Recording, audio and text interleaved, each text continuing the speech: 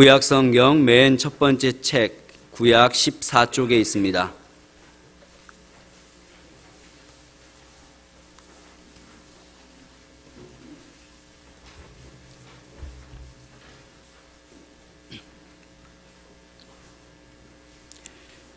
여호와께서 아브라함에게 이르시되 너는 너의 고향과 친척과 아버지의 집을 떠나 내가 네게 보여줄 땅으로 가라.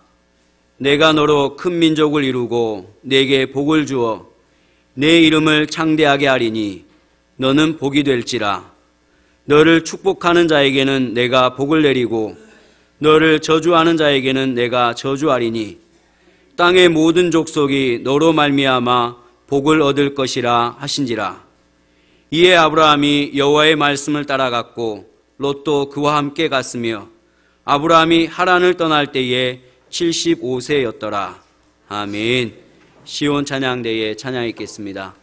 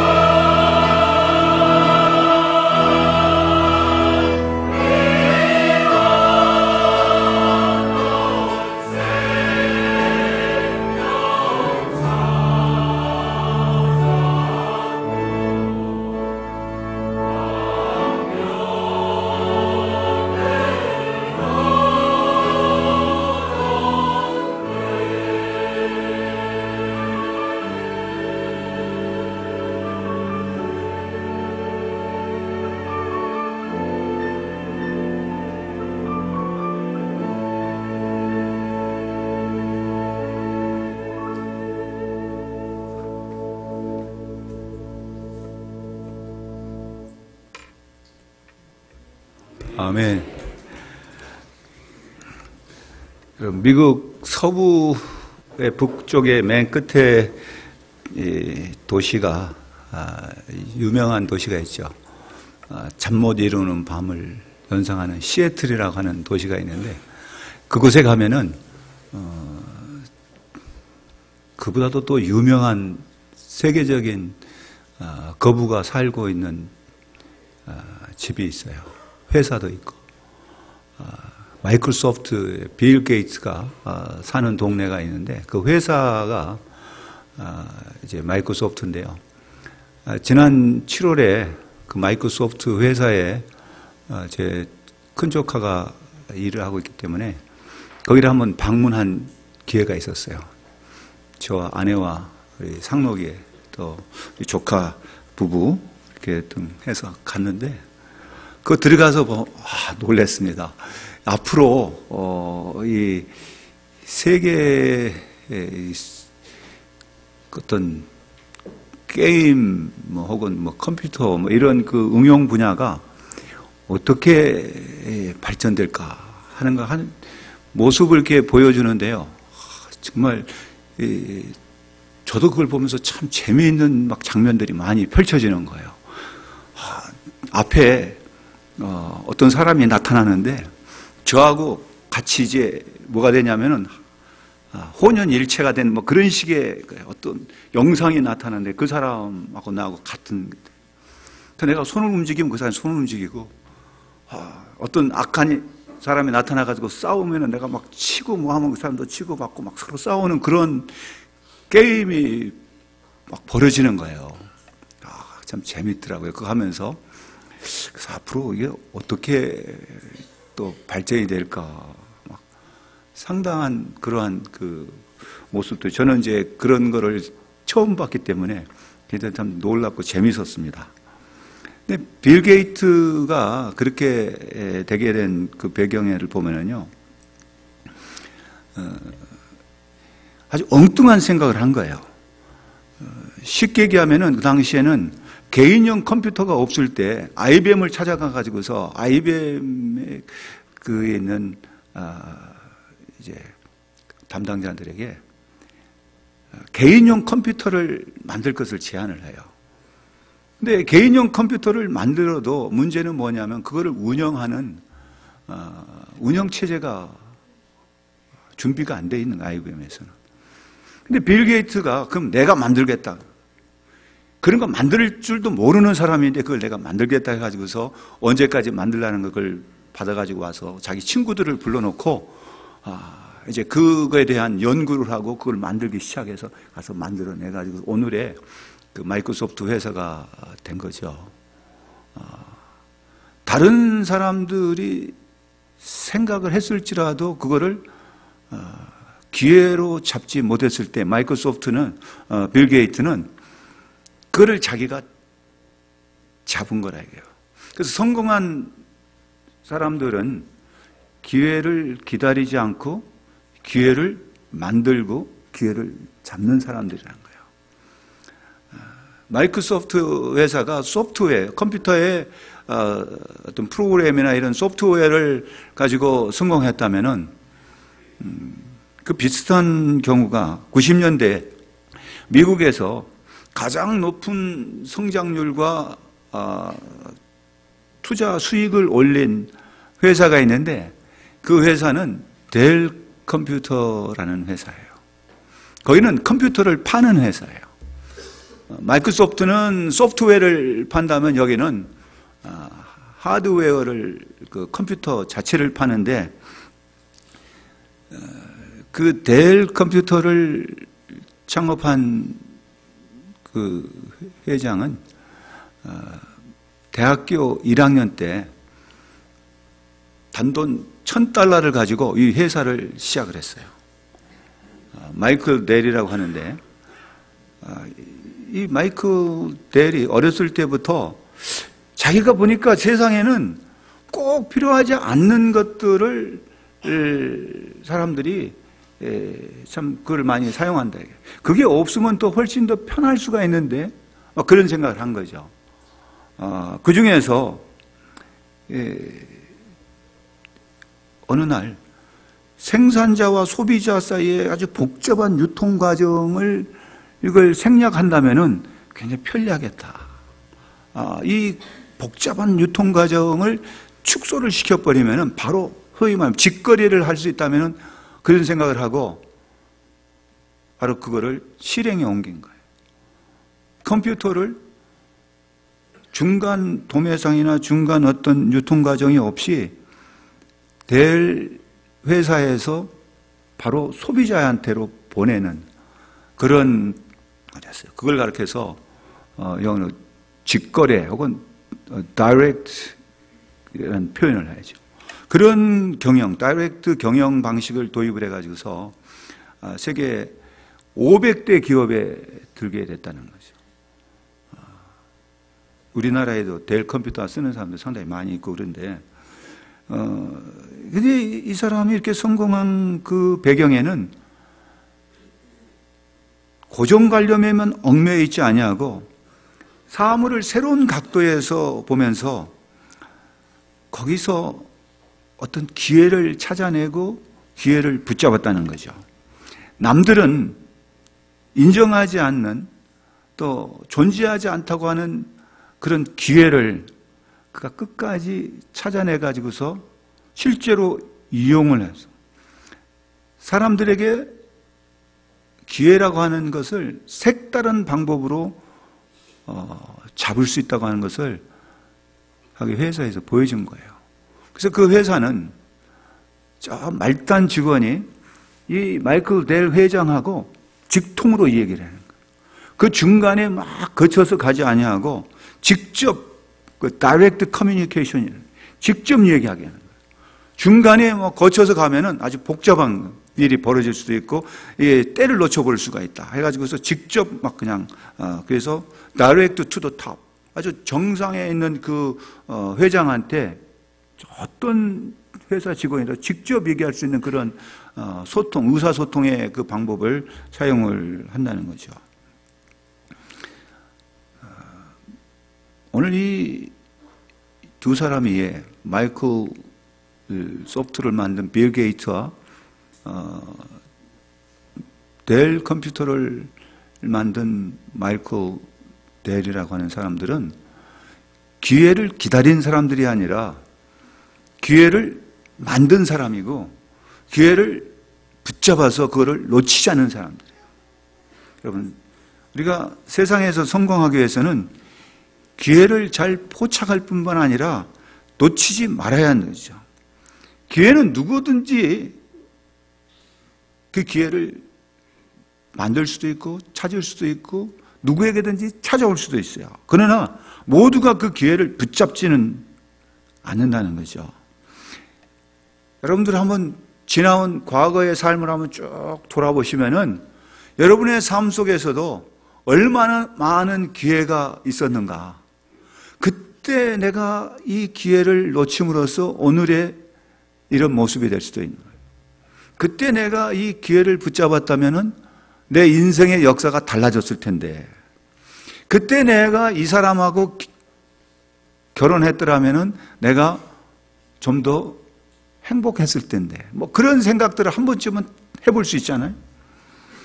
그러니까 우리가 역사를 보면은 내 개인적인 역사나 여러분들의 개인적인 역사를 보면은 그때가 기회였구나. 그때가 정말 인생의 절호의 기회였는데 그거를 놓쳐버렸다고 후회하면서 안타까워하는 그런 이제 너무 늦은 거야.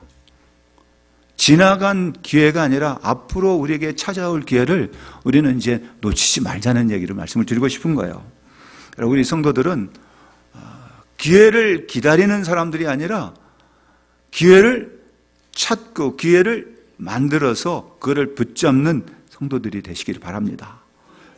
성경은요, 지금 기회를 놓친 사람들, 정말 안타까운 사람들의 이야기가 굉장히 많아요. 어떻게 그 좋은 기회를 놓쳐버렸을까? 그래서 저는 지난주에는 기회를 놓친 사람들에서 말씀을 드렸는데요. 오늘은 기회를 붙잡은 사람들에 대해서 이제 말씀을 드리려고 합니다. 근데 보면은 기회를 놓친 사람들, 기회를 붙잡은 사람들, 그 좋은 예 중에 하나가 예수님께서 말씀하셨던 어떤 비유, 부자와 나사로의 비유를 통해서 보면은 부자는 이 세상에서 부유함, 돈, 아주 그러한 기회를 붙잡은 사람이에요. 그런데 나사로는 그런 세상에서의 어떤 부유함과 평안함의 기회보다는 천국이라고는 하나님의 나라를 붙잡은 사람이었다고요. 그 두 사람의 인생의 결과는 하늘과 땅 차이가 아니라 천국과 지옥 차이로 바꿔졌던 겁니다. 여러분, 기회라는 말은 우리가 일반적으로 사용했을 때 기회라는 말을 쓰죠. 뭐 영어는 chance라는 말도 있고 또 때로는 뭐 opportunity라는 말로 쓸 수도 있는데 그런 것이 우리가 이제 교회에서 그 말을 갖다가 좀 비슷한 말로 우리가 바꿔본다면은 하나님의 뜻 혹은 하나님의 계획, 하나님의 은혜 뭐 등등 이런 말로 이 기회란 말을 우리가 한번 이해해 볼 수도 있다는 얘기죠. 근데 문제는 기회 혹은 뭐 하나님의 은혜, 하나님의 뜻, 계획 이러한 의미를 오해한다는 거죠. 뭔가 하면은 감나무 밑에 가서 입 쫙 벌리고 감이 떨어질 때를 기다리다 감이 하나 떨어졌다. 그게 이제 기회다. 그게 하나님의 뜻이다. 하나님의 은혜다. 그렇게 생각하기 때문에 문제는 기회를 놓쳐버릴 수가 있고 하나님의 은혜를 오해하고 하나님의 뜻을 내 생각대로 내 판단대로 그냥 해석해 버린다는 거죠. 여러분 이런 장면을 한번 보셨을 거예요. 지금 연어들이 고향으로 막 자기가 이제 만들어진 그 고향으로 막 돌아가잖아요. 그러면 막 그 물결을 타고 그 강물을 타고 계곡을 막 거슬러서 막 올라갈 때 알래스카 같은 데에는 누가 기다리고 있습니까? 뭐가 기다립니까? 그 연어들 올라온 걸 기다리는 곰이 있어요. 어떻게 잘 아시네. 뭐 잘 그걸 어디 가셔서 보셨어요? 곰이 쫙 기다리고 있어요. 그런데 제가 지금 말씀드리려고 하는 은혜, 기회, 어떤 하나님의 뜻 이것을 오해한다는 말씀을 드리는 거예요. 곰이 그 연어떼들이 막 물결을 타고 오면서 연어가 때로는 막 점프도 하고 이렇게 올라와요. 그런데 곰이 그걸 보면서 입 쫙 벌리고 곰이 입 쫙 벌리고 있으면은 연어가 탁 점프해가지고 입 속으로 쏙 들어갈 때까지 기다리고 있습니까? 아닌 거 아시죠? 그런데 은혜를 그렇게 생각한다. 어떤 기회를 그렇게 생각한다. 많은 사람들이 신앙생활을 하면서 그런 모습으로 은혜를 생각한 사람이 많아요. 곰이 입 쫙 벌리고 있으면은, 내가 입 벌리고 있으면은 그냥 연어가 점프해서 내 입술로 싹 들어오는 그런 거를 은혜라고 생각한다. 그러니까 공짜. 은혜는 공짜니까 나는 아무것도 안 해도 입 쫙 벌리고 있으면은 연어가 입속으로 쏙 들어오는 거. 이거는 은혜도 아니고 기회도 아니고 이거는 정말 뭐라고 표현해야 될까요? 여러분 그런 곰은 없어요. 미련한 곰도 그렇지 않았단 말이에요. 근데 곰이 미련한 게 아닙니다. 사실은. 곰이 얼마나 영리합니까? 사람들은 곰을 미련한 곰이라고 그러는데 그 미련한 곰이라고 말하는 사람이 미련한 사람이에요. 그러니까 어떤 말이 있어요. 곰한테 가서 곰이 미련하니까 가서 곰이 오면 죽은 척하고 가만히 있으면 괜찮다? 그 사람은 곰밥이 됩니다. 이 곰은 그 연어를 보고 가만 놔두지 않잖아요. 그냥 가서 막 공격하고 뭐하고 막 잡고 때로는. 근데 곰이 그걸 연어를 보는 것은 뭐예요? 기회예요. 여러분 곰이 연어를 보는 것은 기회인데 무슨 기회입니까? 먹잇감을 본 기회야. 근데 그거를 보고만 있으면 뭐예요? 기회를 잡아요? 못 잡아요? 못 잡아. 그러니까 뭐하냐? 이 곰은 자기의 혼신의 힘을 다해서 그 연어를 잡으려고 막 여기저기 들어가서 하는 거예요. 그걸 붙잡는 거란 말이에요. 그래서 기회는 뭐 하는 거야? 보는 것이 아니고 기회는 붙잡는 거예요. 기회는 기다리는 것이 아니고 기다리면 연어떼를 올고 하는 거 그냥 보고만 끝나요. 그 어느 때는 곰이 보고 놓쳐버리는 게 있어요. 그 보는 대로 다 잡는 건 아니잖아요. 새나 호랑이도 먹잇감을 봤다고 해서 그걸 다 잡는 게 아니란 말이죠. 곰도 연을 놓칠 수가 있습니다. 그래서 오늘 저는 우리에게 주어진 이 기회를, 성경에서 기회를 잡은 두 사람에 의해,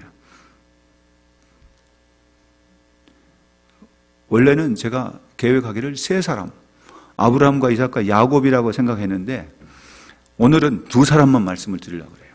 아브라함과 이삭에 대해서. 이 두 사람이 어떻게 기회를 잡아서 성공적인 삶을 누렸는가를 배우는 은혜의 시간이 되기를 바랍니다. 첫 번째로 아브라함을 생각하면 아브라함은 믿음으로 그 기회를 붙잡았다는 거죠. 오늘 이 말씀을 보면은 본문의 말씀에 4절을 다시 한번 가서 읽어봅시다. 4절의 말씀을 다시 읽어보세요. 이에 아브라함이 여호와의 말씀을 따라갔고 롯도 그와 함께 갔으며 아브라함이 하란을 떠날 때 75세였더라. 여기 성경에서 그의 나이를 여기다가 기록한 것도 의미가 있고, 아브라함이 어떻게 해서 그 고향을 떠났는가를 여기서 말씀하고 있는데, 여기에서 우리의 시선을 주목해야 할 단어는 이해라는 단어예요. 이해. 그것은 뭐냐면 1절부터 3절까지의 말씀을 받는 말이에요. 그래서 이해, 1절부터 3절까지의 내용을, 그것은 뭐냐면 하나님의 약속입니다. 하나님께서 아브라함에게 하셨던 그 약속을 아브라함은 붙잡았다는 거죠. 그 약속의 말씀을 따라 고향을 떠나 하나님께서 지시하는 이국의 땅으로 갔어요. 아브라함이 떠날 때는 갈 바를 알지 못하고 어디로 갈 줄도 모르고 그냥 떠난 거예요. 그럼 그게 좀 말 이상하잖아요. 하나님께서 아브라함을 부르시고 고향을 떠나라 할 때는 내가 지시할 어디로 가라 그렇게 말씀하지 않고 내가 지시할 땅, 내가 지시한 곳, 그것이 어딘지를 말씀 안 했어요. 그냥 가야 되는 거예요. 근데 아브라함은 그 하나님의 말씀을 그대로 받아들였다는 거예요. 이해, 그 말은 그 약속의 말씀을 아브라함은 의심하지 않고 그 말씀 받고 그 말씀을 붙잡고 그 말씀을 따라서 하나님의 인도하심을 따라서 고향을 떠났다는 얘기예요. 그게 바로 믿음이죠. 여러분, 아브라함이 하나님의 약속한 것이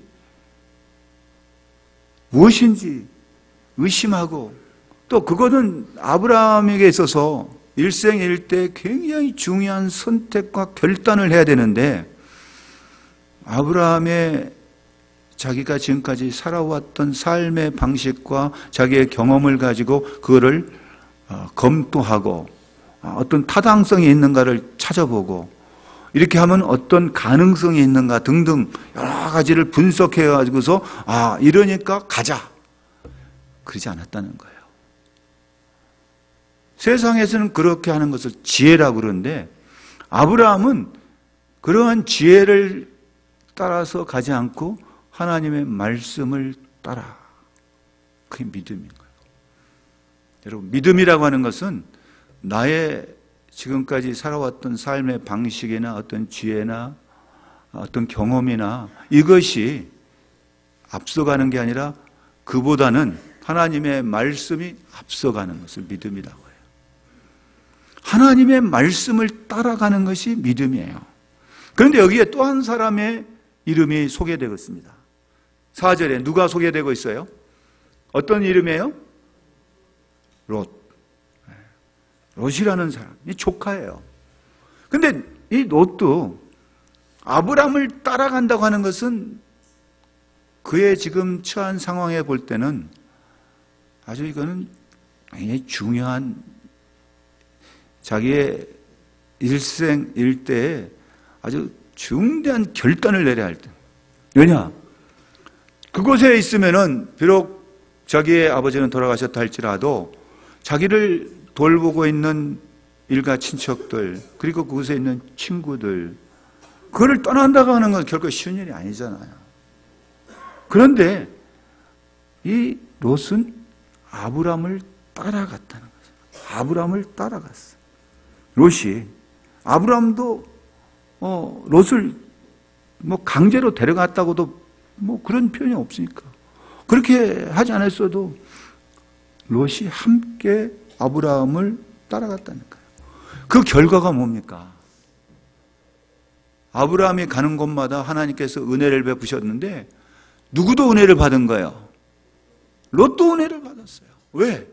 아브라함은 롯을 데리고 갔기 때문에, 롯은 아브라함을 따라갔기 때문에, 아브라함이 하나님의 말씀을 따라간 그거를 롯이 알기 때문에 그 사람을 따라갈 때는 롯도 은혜를 받았어요. 이게 뭔가요? 우리가 누구를 따라가느냐가 참 중요합니다. 누구와 함께 하느냐. 믿음의 사람과 함께 하면은 그 사람은 하나님께서 믿음의 사람에게, 아브라함에게 은혜만 베푼 게 아니라 아브라함으로 인해서 누구도 은혜를 받냐? 롯도 은혜를 받는 거예요. 그걸 가르쳐 주는 거예요. 우리의 지혜로, 세상적인 판단과 가치관으로는 이게 안 통하지만은 어디에선 통하느냐?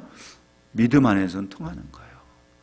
하나님을 믿는 자에게는 어떤 사람인 그 사람으로 인하여 다른 사람이 복을 누릴 수 있어요. 바라기는 우리 새순교회 성도들이요, 여러분으로 인하여 여러분 주변에 있는 롯과 같은 사람이 복 있는 자가 되기를 주의 이름으로 축원합니다. 오늘 설교의 주제가 바로 그겁니다. 오늘 말씀의 주제가 바로 기회라는 말이 나를 통해서도 다른 사람이 은혜를 받고 복을 누릴 수 있는 기회를 주는 사람들이 되시라는 거예요. 여러분이 기회가 되라는 얘기예요. 여러분을 붙잡으면은 그 사람이 나를 붙잡으면 하여 복을 붙잡는, 여러분이 복이 있는, 바로 그 때문에 아브라함을 가르쳐서 뭐라고 그럽니까? 복의 근원, 출발지라고 합니다. 출발점이에요. 여러분, 하나님을 믿고 예수 그리스도를 주로 믿는, 오늘 우리 새가족 수료식을 하는 우리 앞에 오셨던 네 분들은 그야말로 복의 시발점들이 되시기를 주의 이름으로 축원합니다. 내 삶 속에서 다른 사람들이 나로 인하여 기쁨을 누릴 수 있는, 그야말로 저 사람을 붙잡으면 나는 살 수 있어, 저 사람을 붙잡으면 나는 행복해질 수가 있어, 그러한 정말 기회를 주시는 분들이 되세요. 그 때문에 누구를 만나느냐, 누구를 선택하느냐에 따라서 한 사람의 인생의 방향이, 인생의 행복과 불행이 달라질 수 있다는 거예요.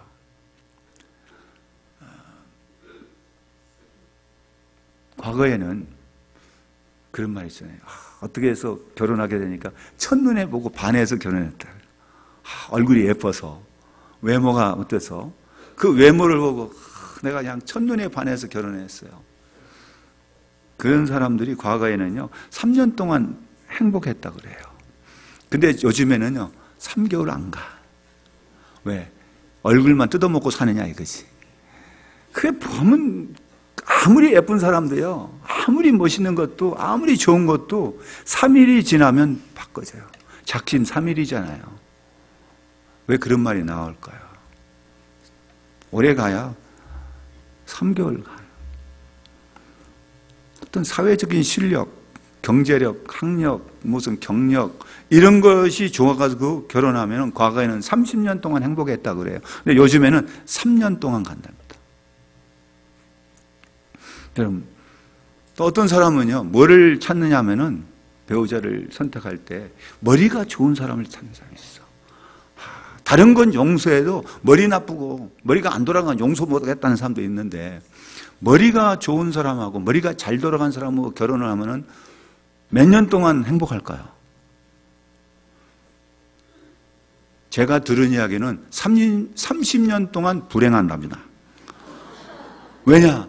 그 사람 내 머리 꼭대기에 앉아 있으니까. 머리가 너무 잘 돌아가니까 내 생각을 뻔히 알고 있다는 거예요. 그래서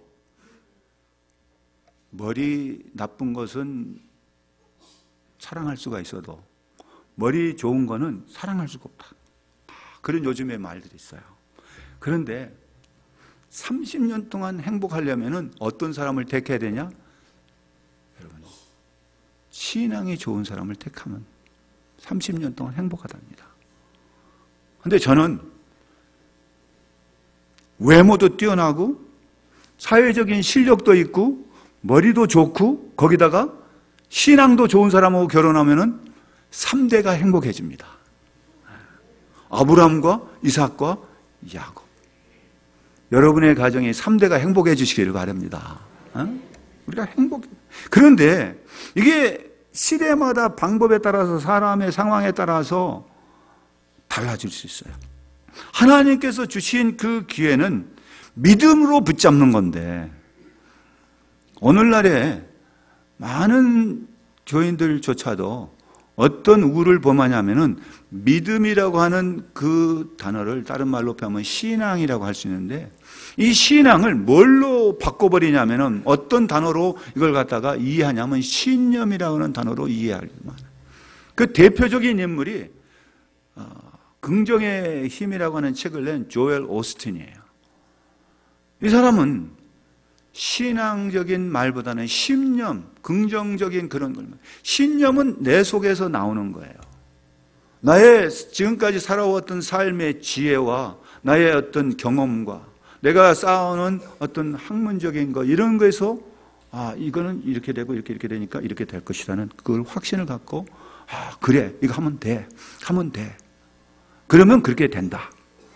긍정적인 사고방식을 만들었던 그야말로 노만 필이라고 하는 감리교 목사가 있었는데 그 사람이 그 대를 물려서 조엘 오스틴이 그렇게 했고 로버트 슐러가 또 그렇게 얘기를 했고 한국에서는 또 어떤 조모 목사님이라는 분이 또 그렇게 해가지고서 세계적인 교회를 만들었는데 오늘날에 와서는 그게 다 무너지고 있는 거예요. 그러다 보니까 뭐가 무너지냐면은 신앙이라고 하는 그것을 무너뜨리는 결과를 가져옵니다. 신앙은 믿음이라는 것은 하나님께서 우리에게 주신 선물이지 내 경험에서 우러나는 게 아닌데요. 그거를 나의 생각과 판단에다가 기초해가지고서 신념으로 바꿔버린다는 겁니다. 믿음은 하나님께서 주신 선물이에요. 그걸 갖다가 은혜라고 그럽니다. 근데 바울은 그걸 어떻게 또 표현하는가 하면은 지금은 은혜 받을 만한 때요라고 했어요. 여러분 지금 은혜 받지 못하면은 이 시간에 여러분이 은혜를 받지 못하면은 내일은 없는 거예요. 이거는 마치 안개와 같아요. 지금 잠깐 있다가 사라질 수도 있어요. 하나님의 말씀 안에서 내가 은혜를 발견하고 은혜를 붙잡아야 돼요. 오늘 이 말씀 속에서 아브라함이 하나님의 말씀을 따라서 하나님의 말씀을 붙잡아서 그가 복의 시발점이 됐던 것처럼 하나님의 말씀 속에서 여러분들이 그 믿음으로 신념이 아닌 신앙으로 그야말로 오늘 이 시간이 여러분의 삶 속에 복의 출발점이 되시기를 간절히 축원합니다. 여러분 보세요. 창세기 15장 1절을 넘어가서 보시면은 뭐라고 말씀하냐면 이후에 여호와의 말씀이 환상 중에 아브라함에게 이르시되 아브라함아 두려워하지 말라 나는 내 방패요 너의 지극히 큰 상급이라. 하나님의 말씀을 믿고 따라간 아브라함에게 하나님께서는 이 말씀을 주신 거예요. 믿음을 따라서 그 믿음을 따라서 출발한 아브라함이 두려워하지 말라. 내가 너 방패가 되고 너의 큰 상급이 되겠다. 그런데 그 다음에 6절을 보세요. 뭐라고 했는가요? 6절 다 같이 읽어봅시다. 아브라함이 여호와를 믿으니 여호와께서 이를 그의 의로 여기시오. 아브라함이 믿었어요. 누구의 말을? 하나님의 말씀을 믿었어요. 그렇기 때문에 하나님은 그를 의롭게 여기신 거예요. 여러분 우리가 믿음으로 의롭게 된다는 거죠. 의인은 오직 믿음으로 말미암아 산다고 하는 것이 지난주에 종교개혁의 핵심적인 내용 중에 하나였습니다.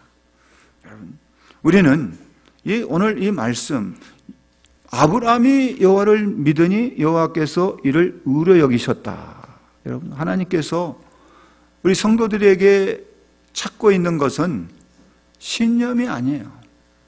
뭐를 찾냐면 하나님의 말씀을 믿는 믿음을 보시고 뭐를 주시냐? 기회를 주시는 거예요. 여러분, 하나님께서요 위에서 그냥 과거 그 모세 시대처럼 만나가 막 떨어지고 그렇게 주시지 않아요. 이제 뭐 주냐면 하나님의 기회를 기회를 볼 수 있게 해주시는 거예요. 하나님의 은혜를 베푸실 때요 그 말씀을 따라서 살고 한 말씀에 순종하면서 사는 그 백성에게는, 하나님의 자녀에게는 뭘 주시냐? 기회를 보여주시는 거예요. 그러면 그 다음엔 뭘 해야 되냐? 그 기회를 놓치지 말고 잡아야 되는 거예요. 여러분, 그게 하나님의 은혜입니다. 우리에게 보게 해주신 거. 그렇기 때문에 우리는 뭘 기도해야 되냐면요, 나의 믿음의 눈을 밝혀주시라고. 그래서 그걸 하나님이 주신 기회를, 하나님의 뜻이 무엇인지 분별하여 알 수 있도록. 그 예수님께서도 말씀하기에 너희는 먼저 그의 나라와 그의 의를 구하라 그랬잖아요. 그리하면 이에 모든 걸 너희에게 더하신다 그랬습니다. 여러분, 이 시간이 하나님이 주시는 그 기회를 볼 수 있는 은혜를 붙잡는 시간 되시기를 바랍니다. 내일이 아니에요. 우리 그리스도인들의 삶은 내일의 삶을 오늘 가져다가 사는 사람들이에요. 내일의 복을, 하나님께서 약속하신 복을 오늘 누리면서 살려고 하면 그게 뭐가 필요하냐면 바로 믿음이 필요하다는 거예요. 제가 오늘 말씀을 아브라함과 이삭에 대해서 말씀을 드리려고 했는데 그냥 오늘 아브라함만 하고 말하겠습니다. 다음 시간에, 다음 주일에 이삭에 대해서 말씀을 드리겠습니다. 이삭은 순종함으로 기회를 잡은 사람입니다. 오늘 이 말씀 속에서 우리는 어떤 상황을 당하죠? 다른 것보다도 하나님의 약속의 말씀을 믿음으로써 그 믿음 속에서 우리에게 보여주시는 기회를 붙잡는, 기회를 만드는, 기회를 놓치지 않는 믿음의 성도들이 되시기를 주님의 이름으로 축원합니다. 기도하겠습니다. 하나님 아버지, 감사합니다. 우리를 사랑하시되 하나님께서는 우리에게 말씀을 통하여 은혜를 베푸시고 그 말씀 속에서 하나님께서 주시는 기회를 볼 수 있도록 믿음의 눈을 저에게 열어 주시옵소서. 아버지 하나님, 오늘 또 주님 앞에 나온 사랑하는 성도들의 심령마다 이 하나님의 약속의 말씀을 믿고 따라갔던 아브라함의 믿음이 저희들의 삶 속에서도 펼쳐지게 하시고, 저들로 인하여 아브라함의 조카 롯이 복을 누렸던 것처럼 우리 사랑하는 새순교회 성도들을 통하여 다른 사람들, 롯과 같은 주변에 있는 사람들이 많아지게 하여 주시옵소서. 예수님의 이름으로 기도합니다.